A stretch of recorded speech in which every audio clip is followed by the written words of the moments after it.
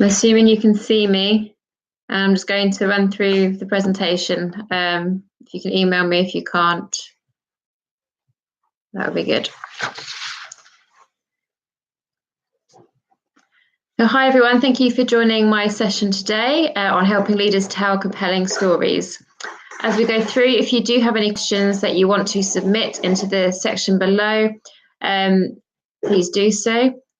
Sorry, bear with me a second. Can you stop that, please? If you do have any questions, please put them in the section below and I will answer them at the end. So in this session, we're going to be talking about leaders and how to help them tell compelling stories. In the world of internal comms, we often talk about the need for leaders to be more visible and the important role they play in effective communication. And of course, we have an important part to play in coaching them to be engaging, open, human, and relatable. One of the great ways we can help leaders do that is through storytelling, as they're extremely powerful. They can inspire, inform, and influence. So let's start with the story. I'm going to tell a story. I haven't quite figured that bit out yet. I'll do that over the weekend. So research has shown that people are much more likely to remember stories over stats.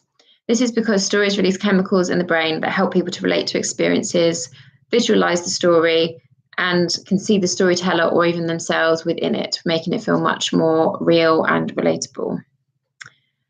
And much of what we want leaders to do is to create a vision that people can be excited about and believe in, and to help people feel proud of where they work and why their contribution matters.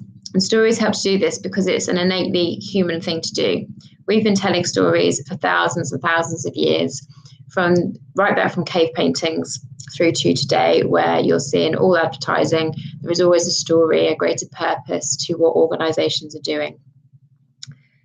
And because it's such a human thing to do, it involves emotion, relatable experiences, overcoming challenges, and it helps leaders appear much more human and relatable to employees. But what if your leader is just not comfortable getting up and telling a story? Obviously, it's something they can practice and they can get training for, but there are some things we as internal communicators can do to help them do that more effectively and in a way that's comfortable for them. So the first thing I would suggest to think about is the personality of your leader. So if they're very extroverted, they might be very comfortable telling stories and standing on stage and doing that type of presentation. If you have a very introverted leader, it can be much more challenging. I always say you need to try to work with your leaders to understand them, build good relationships and understand their type of personality, and then work out which channels are best going to suit them. Storytelling doesn't just have to be oral on a stage. You can always do it in written form, so you can encourage them to blog and tell their stories. You can encourage them to have one-to-one sessions or smaller groups where they interact with employees and tell stories in that format. You can also encourage video, so you could either have them talking to video, or if they're still not comfortable with that, a good way to do it is to record an interview where you only capture their part of the conversation and you overlay it with a video of them out and about, meeting people, or something relevant to the story that they're telling. And sometimes that can work really well because it tells a story, but they're not in the uncomfortable position of talking directly to camera. And if you do have to be on stage, or they do have to be on stage, you can always try the story in a different format, such as an interview. So actually have someone on stage interviewing them. Often when people are having a conversation, they come across much more natural, and they find it much easier to tell that story than standing on stage in a presentation format. Another thing to think about is just encouraging them to keep their stories really simple. Sometimes the best stories are the simplest, where people don't have to get caught up in complicated plots and different characters.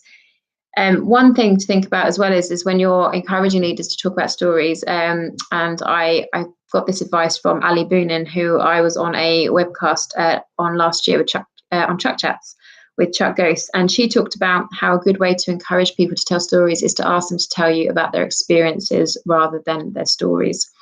And people can sometimes find it much easier to talk about an experience, which effectively is still then telling a story. But when you ask them to tell a story, they can sometimes feel quite intimidated by that. So actually ask them to tell you about an experience can be quite a good way to get them to open up and share that. On the simplicity side, encouraging them to eliminate any jargon is always a really good idea. Try and keep it really simple language and plain English. And if they're really struggling to work out where they would start this story or what the story even is, encourage them to think about having a coffee with a friend and how they would tell that story. And so imagine them talking directly to one person rather than the whole organisation.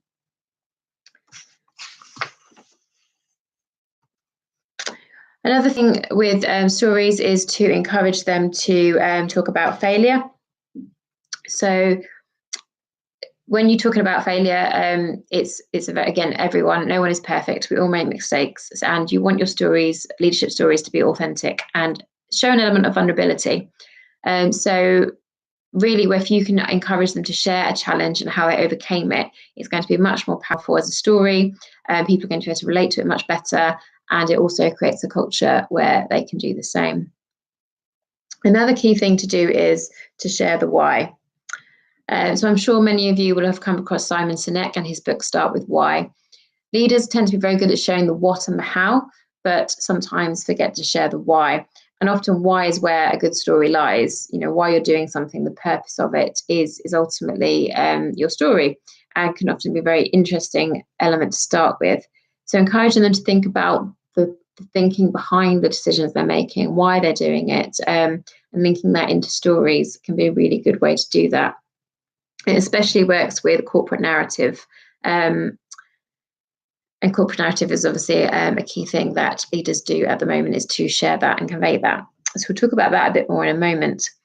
But first of all, where would leaders find their stories? And that can often be a tricky part for them. So obviously, it's great if they can share their own stories, which are relevant to the topic. They can also share employee stories with permission, of course. So a great example could be speaking at a town hall or an annual event, and you're summarising the year's successes and highlights. Rather than just listing highlights or successes, encourage them to tell the stories behind that, the employees that helped create that success, and really share those stories behind it. And to do that, you need to go out. The CEO or the leadership need to be out and about in the organisation. They need to be talking to people face to face, having those two-way conversations, and encouraging people to share their experiences, which ultimately means being a good listener. So the other source of stories can be customer or client stories. Again, same thing, being tuned into the organisation, being visible with customers and clients, and really understanding some of their stories and their experiences. And of course, the organisation itself, as we just said, will have its strategic narrative, its story of how it became to be, who you are, and how you've got to where you are now. And strategic narrative was one of Engage for Success's key 4 pillars of employee engagement. So it's absolutely fundamental in engaging employees with the purpose of the organisation and their role within it. So it's really key to the role of leaders. And they need to be able to tell this strategic narrative, this story, in a compelling way. And I heard a really great example of how to do this from Anne Pilkington of PR Academy. And she talks about the strategic narrative being the string of a pearl necklace and the stories of the pearls on that necklace that really help to bring that to life. So you may have the thread running through everything, which is who you are and how you've got to where you are today. You bring that to life through stories of people demonstrating that, stories from your past, stories from your present, and really allow that to come to life. And it can work much better when doing that than just repeating that same narrative thread in multiple places and having people repeat it like robots. Instead, you want to have those stories that help bring that to life. Another time that leaders will be telling stories is during change. It's extremely important leaders to articulate the reasons for change and also paint that picture of the future and what that new world will look like. There's a model by William Bridges, and he talks about how important it is to mark the ending before you start the new beginning. And stories are a great way to help people say goodbye to the past and what was, by telling the stories of them and the history and the successes before you start telling the stories of the future and painting that picture for them. So it can be a really powerful way to help people transition through change and tell stories which really help people readjust to what's going on in the organisation.